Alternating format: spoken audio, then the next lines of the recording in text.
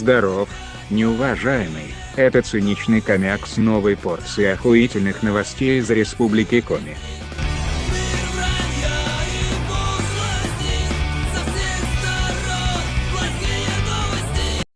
Так.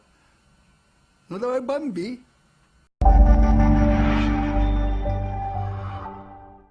Мужчина в одних труселях прогуливается по морозной улице. Что за чудо-юдо? Вероятнее всего, восстание машин должна начаться с Печоры, потому что эта фотография именно оттуда. Видимо, Терминатор уже отжал у этого парня одежду, ботинки, мотоцикл и мчит защищать Джона Коннора. Мне нужны твоя одежда, ботинки и мотоцикл.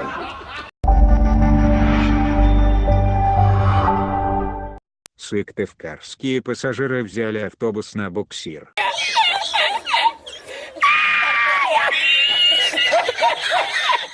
В лучших традициях крепостного рабства, сыктывкарские холопы помогают буржуи тащить его бричку, как это делали в свое время бурлаки.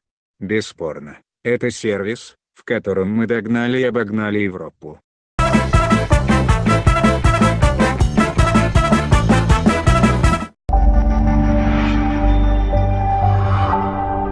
В Сыктывкаре замерзает ветеран.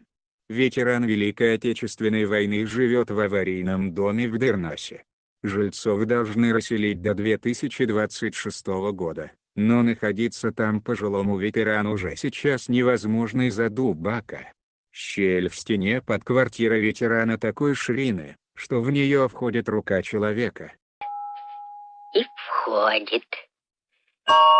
Замечательно выходит. Причиной разрушения является плохой фундамент.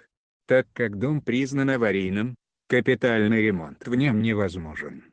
Зимой на полу в квартире даже картошку в мешке нельзя оставить, она промерзает. Температура в помещении плюс 10 градусов. Это при том, что в Сыктывкаре оттепель. Сейчас вопрос взяли на общественный контроль, и если специалисты посчитают, что и другим жителям квартир аварийного дома уже сейчас невозможно проживать в своих помещениях, то возможно переселение всех жителей в ускоренном режиме. Обратились люди, пожилые люди, ветеринары. А пока пускай живут в дырявом бараке.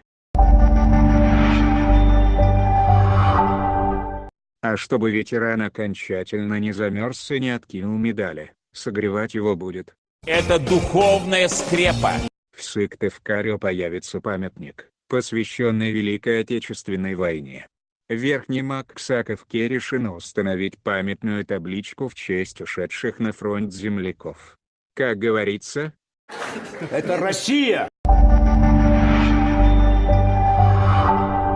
А вы не забывайте ставить лайки, подписываться на канал и группу ВКонтакте, потому что... Одна история охуительней другой просто, блядь. Пока, неуважаемые.